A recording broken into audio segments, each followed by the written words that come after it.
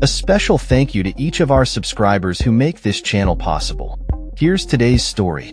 In a dramatic and unprecedented move, President Donald Trump has announced a buyout offer for federal employees, allowing them to voluntarily leave their government jobs in exchange for a severance package equivalent to 8 months of salary. This sweeping initiative is part of Trump's ongoing effort to fulfill his campaign promise of shrinking the federal government, a promise that has gained renewed urgency as he embarks on his second term. The announcement came via a memorandum from the Office of Personnel Management, OPM, which is the human resources agency for the federal government, detailing the buyout offer and the new standards of conduct that will be imposed on federal employees.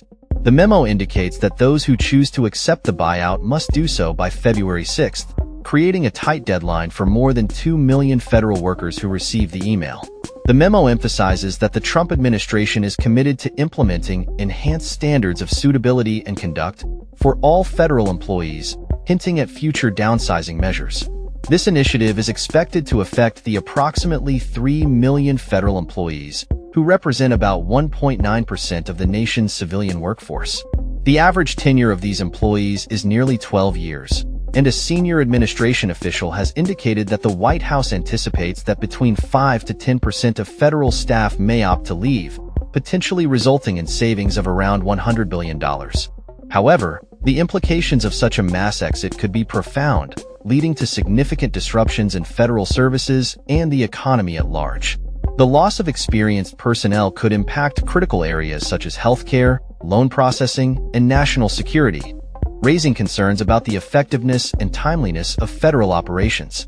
Union leaders have voiced strong opposition to this initiative, with Everett Kelly, president of the American Federation of Government Employees, describing the buyouts as a coercive tactic aimed at purging loyal career federal employees. Kelly warned that the consequences of removing dedicated workers could lead to chaos for the American public, who rely on a functioning federal government.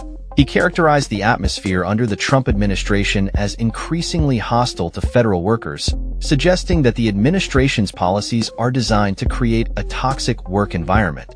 The email sent to federal employees bears similarities to a message previously sent to Twitter employees during Elon Musk's takeover of the social media platform, where workers were asked to indicate their desire to remain with the company. Musk, who has been a significant financial supporter of Trump and is now leading the Department of Government Efficiency, has been tasked with overseeing the government's downsizing efforts. The OPM memo outlines several directives that federal employees must adhere to going forward, including a requirement for most workers to return to their offices full-time after having worked remotely during the COVID-19 pandemic. Trump has made it clear that he expects federal employees to be present in their workplaces, stating, "You have to go to your office and work. Otherwise, you're not going to have a job." The memo also emphasizes the importance of excellence within the federal workforce, indicating that while some agencies may see an increase in personnel, the majority are likely to experience cuts.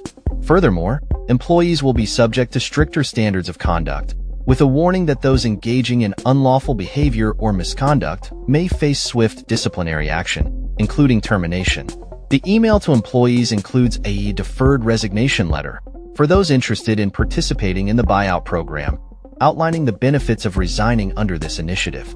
It assures employees that they will retain their pay and benefits regardless of their workload, and will be exempt from in-person work requirements until September 30th. The memo provides clear instructions for employees wishing to resign, emphasizing the need to respond from their government email account.